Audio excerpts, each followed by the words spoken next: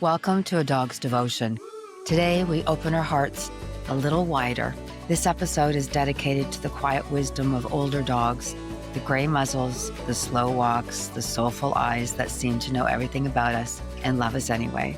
We often say that dogs give us their whole hearts from the moment they arrive, but there is something profoundly different about loving a senior dog. Their love is deeper, quieter, more knowing, and in their final chapters, they teach us the most important lessons of all: how to be present, how to be gentle, how to love without conditions. Today, we celebrate Unconditional, Older Dogs, Deeper Love, a breathtaking collection of stories and photographs that remind us that every dog deserves a second act, a safe place to land, and someone to call their own. Each page is filled with devotion, written by the people who love these dogs through their golden years and captured in photographs that show the beauty in aging. These dogs may walk a little slower, hear a little less, sleep a little longer, but their hearts are full. Their stories are rich, and their love is forever. To anyone who has welcomed a senior dog into their life, you already know this truth. They don't just change our days, they change who we are. So settle in, let your heart open. This is an episode filled with grace, tenderness, and gratitude for the older dogs who quietly move into our homes and then stay forever in our hearts. I hope you enjoy this episode. I'm your host, Carla Basacki.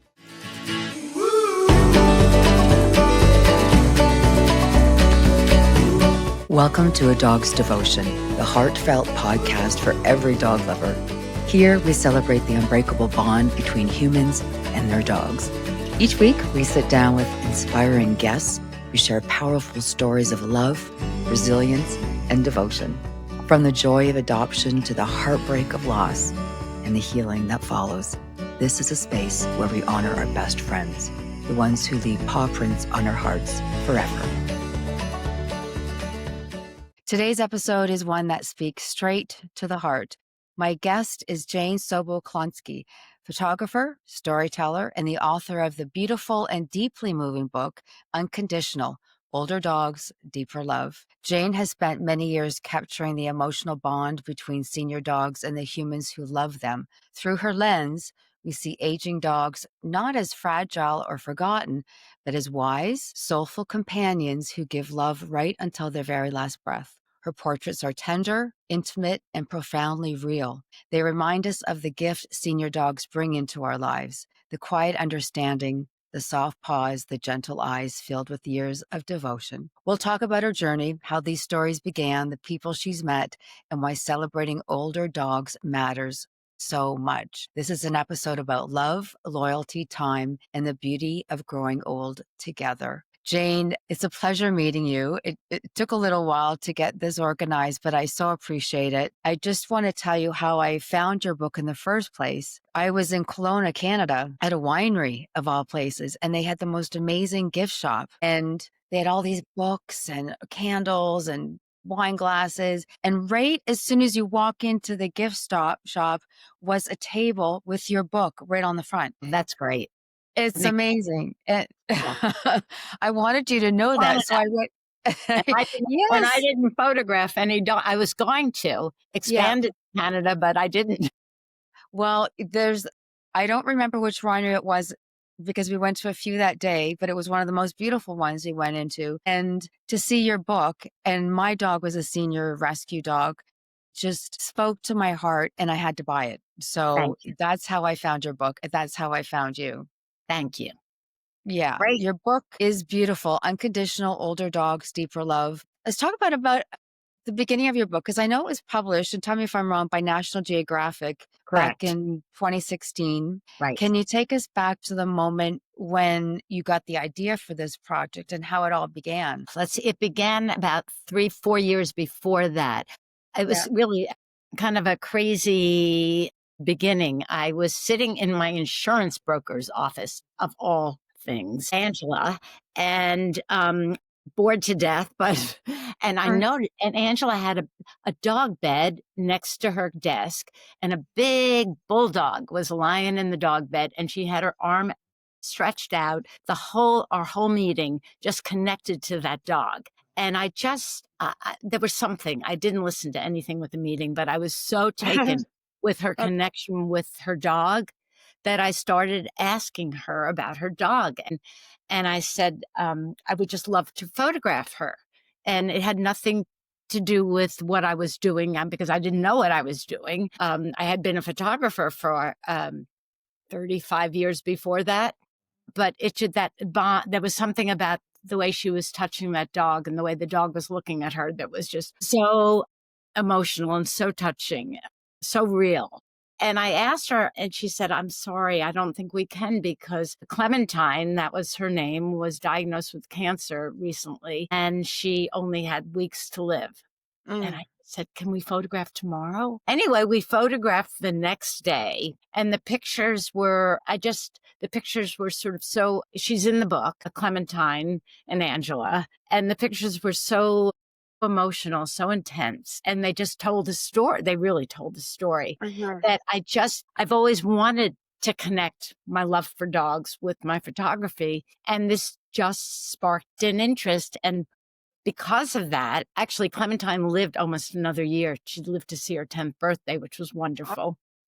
amazing. And I started just putting the word out in where I lived in Vermont, and lots of people. I just did word of mouth, and I started taking pictures. And then just my husband at one point said to me, "Well, these pictures are wonderful, but why don't you, collect stories about these bonds and about what these dogs mean to these people that you're photographing with the dogs?" So I started collecting stories, and all the stories in the book are written by the people. And so that was how I added the stories. And yeah, that was And the big one. I think that's so special, the fact that you took the photos and then the owners of the dog actually wrote the stories themselves. Yes, yes. Yep. So there's a couple that really stood out for me. One was Forrest, the pointer with the metal wheel support Yep, cart. yep. There was Avery, 17-year-old spaniel mix, still full of love despite health struggles. Sorry. That's I, okay. my daughter, I'll just say, okay, okay. And your daughter, you know what? Your daughter helped connect me to you.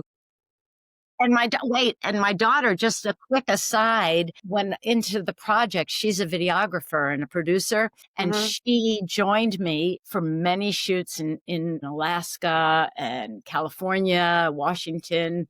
Um, and she made videos, and the videos actually are still up online, and they were in many film festivals, and it's called Unconditional Stories. So Yes, she I saw actually that. made videos based on the pictures and the stories that I had stills of.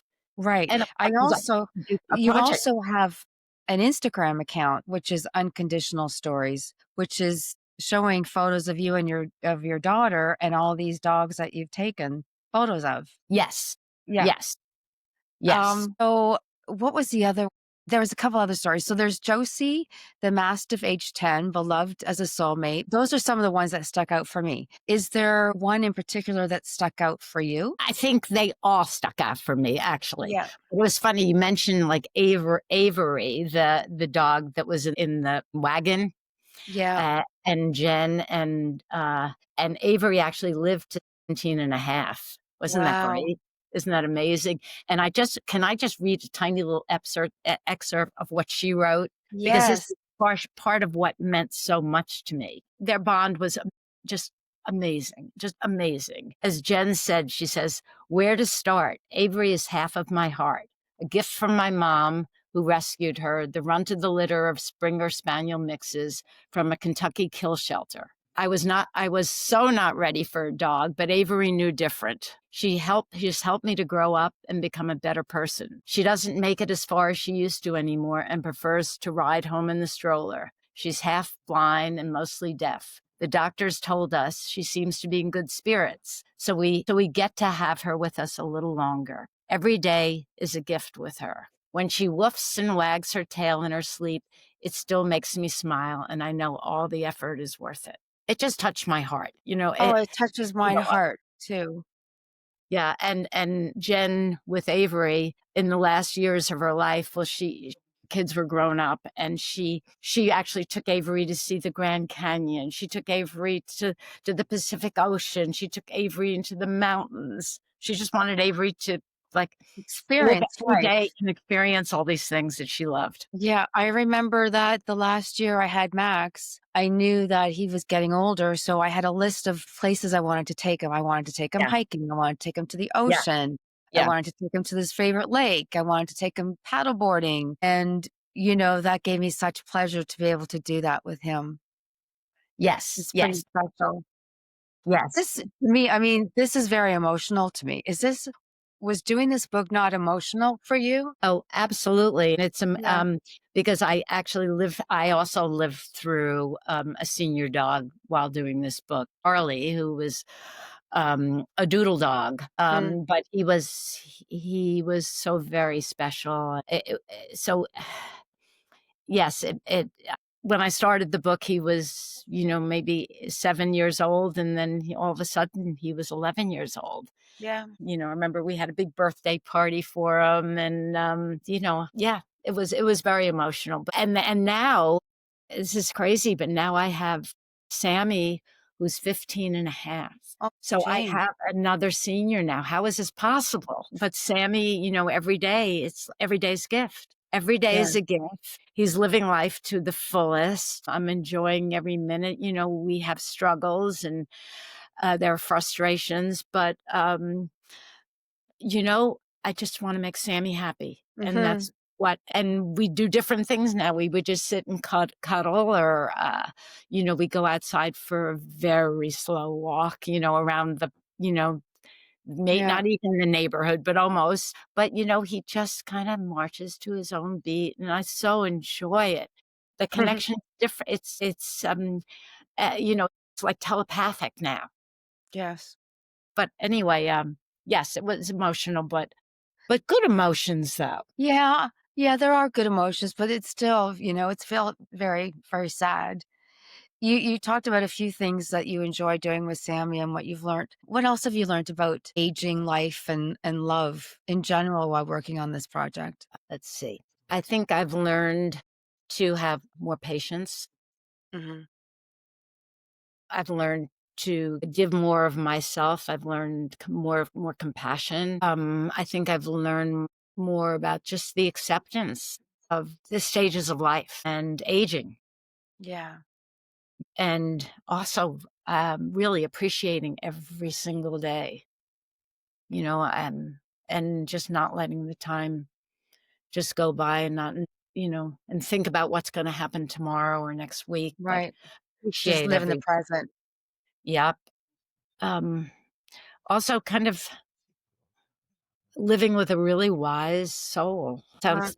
It's, and I've learned more about tenderness and just giving to um, another animal or another human. I've learned more about that, and there's joy. I mean, even towards the end, there's so much joy and so much Yeah. love.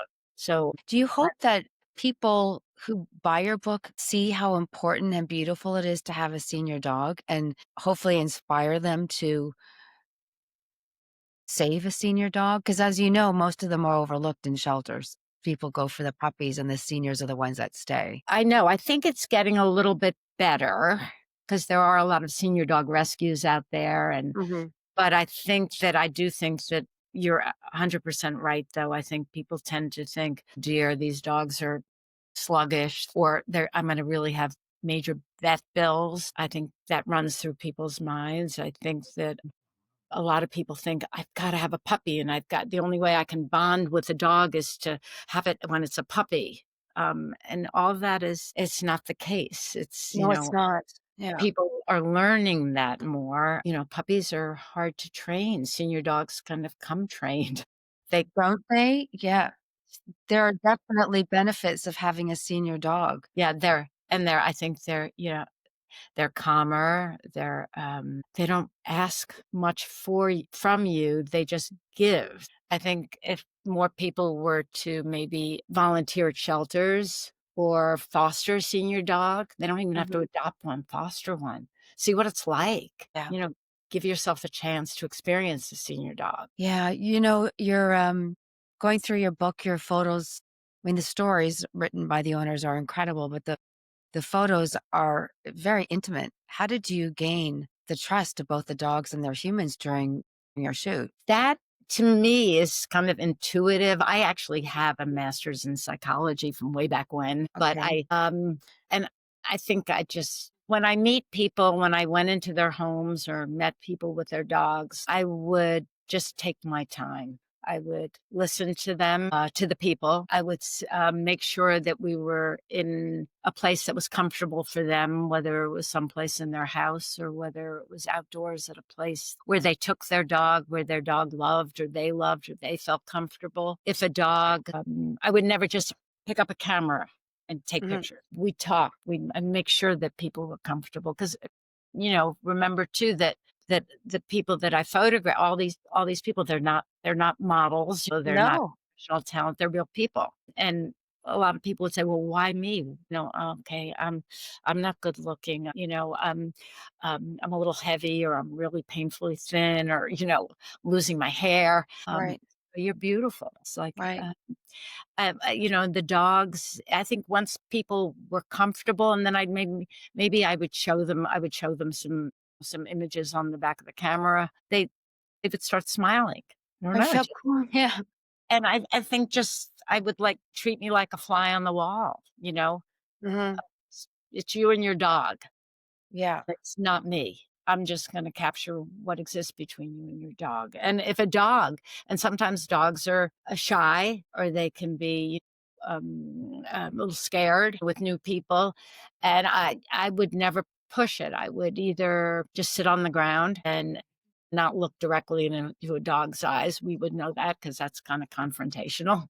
Right. And I would let the dog just make its decision to maybe smell me or come to me, or if the owner had some treats, that I might throw some treats out, but I wouldn't do that right away. Mhm. And, I never had a problem. I just No.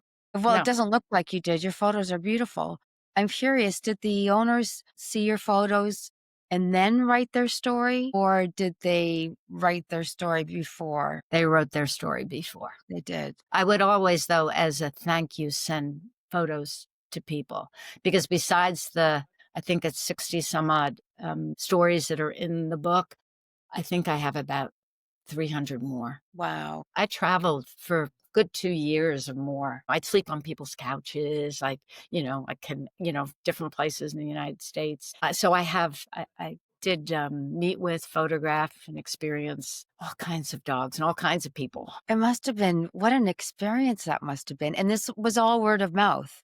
It started all word of mouth. Yeah. Then I connected with senior dog organizations like Gray Muzzle. Mhm. I connected with, dog shelters in different places. I found out where there were great just senior dog rescues. Like there's a great one in San Francisco, in Yes, yeah. Seattle. There's a fabulous one near, Nashville. Um, and I did photograph with those, specifically senior dog rescues, but just I did a lot of work with rescues. I also photographed dogs that weren't rescues, and I also photographed dogs that were not rescued at their senior Right. years. But I So you found, you yeah, you met hundreds of people and dogs. yes, I did. I did.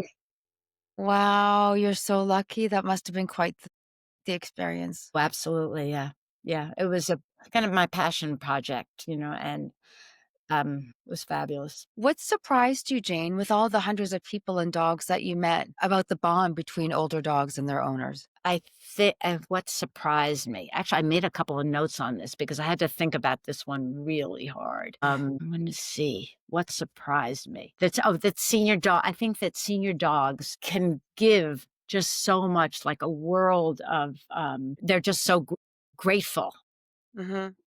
that they're so accepting, that they forgive so completely. Their trust, that even though that they've gone through whatever they've gone through in their lives, they fully uh, Yes. trust you, and whether they're rescues or whether you live with them their whole lives, that they actually can love so deeply. I mean, puppies are wonderful. Don't get me wrong, but you get a whole life experience with the senior dog, Yeah. everything, and they can just teach you so much.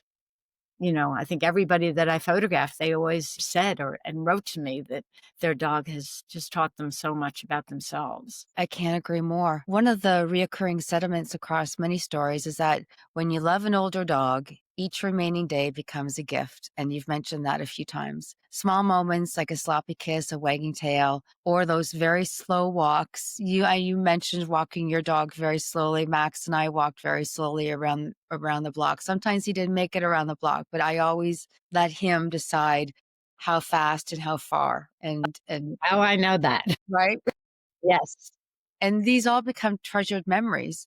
Your book doesn't shy away from the sadness of aging, but it celebrates the grace, patience, and depth of love that comes with caring for a senior dog.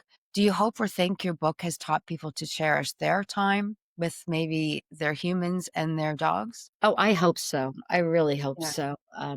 I just hope it helps because it has helped me, and and having talked to so many people, that it helps people um, be more in the present. Have more. I think we talked before about compassion and trust and that unconditional love. I hope it, you know, and I think it goes not only with our animals and our dogs and other animals, but with humans. Just the acceptance of aging, that it's part of life and it's very natural, and we're all going to age, Hmm. and the acceptance of it and the appreciation of another human being, another dog, and the appreciation of what it can do for you, and the appreciation of every day and every Hmm. hour of every day. The tenderness, I think, with these are sentiments that we keep on, mentioning over and over and Hmm. over. But I think also, the ability to help ground us, keep Hmm. us more grounded and aware and more connected with what's really important in our lives. True. I don't know, probably a And ton more, but yeah, but I think you just mentioned a lot that I can relate to. I'm guessing since this you started this book so many years ago, that many of these dogs have since passed. Have you stayed in touch with any of the families of these dogs? yes, a Yeah. lot of, and yes, most of 'em, well, because they were all seniors back then. Um, yeah, most of them, just about all of them have passed. Mhm. And, when people have shared, their stories or, their sadness, or that their dog has passed, they've also said to me that they have so treasured and appreciated being able to be part of my project, but which also helped them. They had these images and they were able to express, which Mhm. in writing, what their dogs meant to them. And, so I think it's helped people, and it's helped me, but I think, it has helped other people, all the people that have lost their dogs that I work with. Because people don't talk very much about dog loss or dog grief, No. and to have your dog featured in a book and then it passes into the to have that as a memory is I can't imagine how heartwarming that must make them feel, give them some sort of comfort that their dog will forever live on in print. Right, and I did share the whole, so much of each edit with, so many images with each person that I photographed, so they had these images. Oh, right. They will always have, and I shared images with people, so Mm, they'll always have those, and they yeah, can always think about their dogs and remember. that's beautiful. There's a couple quotes. Do you mind if I read a couple that really Oh, stood out? no, I love it. Yeah. Okay, one is Booker is our ambassador, our priest, and perfect company in the woods. Over the years, he has grayed and grown creaky and even a bit deaf. I've spent my adult life with him and cannot imagine being without him. That was written by Matt for his senior dog. And the other one that stood out is from Suzanne, who is describing her older dog. And she says, she is home to me, the place I go to feel better, relaxed, happy, and loved. When we are in the remote corners of our adventures, she is my touchstone to all things good. I love that. I Yeah. love both of those, yeah. Yeah, I love them too. Yeah, and there was another one too, I think that I just there was a God, I wonder if I have it here. This was John and Stella, and Uh-huh. the John wrote, "I never liked her in a collar. It made us just more equal if she stayed with me by choice. Our favorite game was to play hide and seek on our walks. We still walk with the same route, but with more patience. She's a smart one. She no longer searches, she just waits for me to reappear. I know we're coming to the end of our game soon, when she will hide and I won't be able to find her." Mm. That's a sad one. That's a sad one, but it was beautiful, though. It was Yeah. beautiful. They had a beautiful connection. I mean, and it was like It's you saw intimately up close the connection that people have with their dogs. People who don't have a dog don't realize that strong connection that we have, that bond that we have with our dog. And I think this book explains it, and I hope it opens people's eyes to how strong a bond can be with our canine friends. well, I hope so too. Yeah, you know? When you okay, so if you wanna talk to a friend or Yeah. person versus be be with your dog, which would you choose, Carla? My dog. Of course! Jane Jane Max was my boyfriend. I was working so much at Global. I worked nights, I worked weekends. Max was my constant companion. He came Yeah, with me to work. I talked to him. He understood because his head would always tilt and he looked at me and he put his paw on my arm if I was sad or he knew it I was sick because he wouldn't leave the bed. I always said he was the perfect boyfriend. yes, yes, I love that. That's wonderful. Yeah. Yes, it's true. Yeah, yes, it is. I'll wrap this up soon, but what have these dogs and these stories taught you about saying goodbye? I think one that it's part of our life cycle. I think that to be more accepting and gracious and thankful, really thankful that we've been able to share a lifetime of experience. I mean, a Mhm. dog's lifetime of experience. It's just so sad that a dog only lives a certain amount of years I and know. we can live on so long. But geez, I mean, how lucky are we to have shared this time? I mean, yes, we'll have loss and sadness, but the joys and all the memories and the joys that we have had with this dog, if we didn't experience them, we never would have these memories. We would never have Right. these experiences. So you have to, there is some sadness. Do we want to live through life just on a plane? Just if we don't experience any Emotion, highs and high lows, emotions, right. it's all Well, part of life. yes, it is, and they always say there's a saying, "The dog gives you the greatest day of joy, but also your saddest day." Yeah, but if you don't experience those saddest days and don't accept that, you'll never be able to experience those most fabulous, joyful days. Right. Yeah, and there certainly were a lot of fabulous, joyful days. Yes.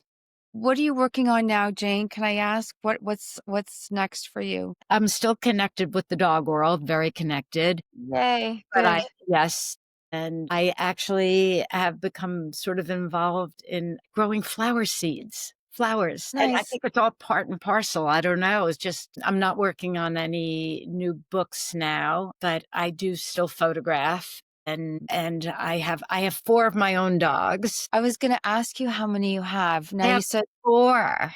Yes, my husband lucky. is like, "Really? What about me?" I do have 4 dogs. Mm. The woman that I'm working with in flowers has 4 dogs, and a woman the really dear friend has 4 dogs, who's involved in dog rescue, and we all walk together with Oh, there's, like, lovely. sometimes 11, 12 dogs, and it's just so lovely, you know? I bet. I'm so jealous, 4 dogs. That's my dream is to have a whole whack of dogs one day. Yeah, I could have more probably. Yeah, I could. And they just they all work together. It's beautiful. Well, it's their pack. That's their pack. Yeah. But even Sammy, the 15-and-a-half-year-old, Yeah. I mean, they're so kind to him, they know. They just give him they run around like crazy. One is 10 and a half too. I have a Great Dane, a rescue Great Dane who's 10 and a half. But they're just so kind with the senior dog. It's really they know that he needs, special care. Yeah. They know not to be rough around him. It's so Hmm. interesting. Well, you're lucky you get to experience that. I told you right off the top where I got your book, and that was in a winery in Kelowna, Canada. Can people still get it on Amazon? Where can they find it? You know what? I'm not sure. I Okay. would I would think so. Yeah.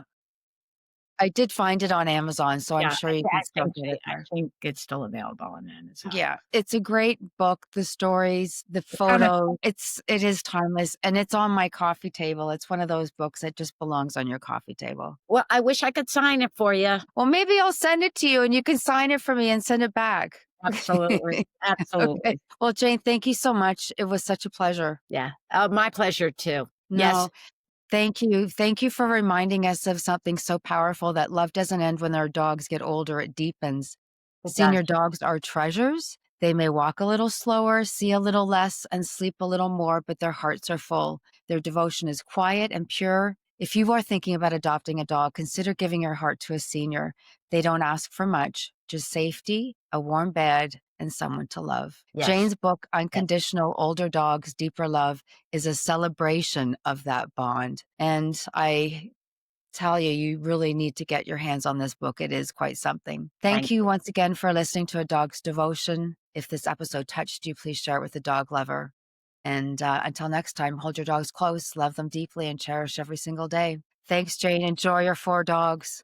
thank you. Thank you, Thank Carla. you. You're Bye. welcome.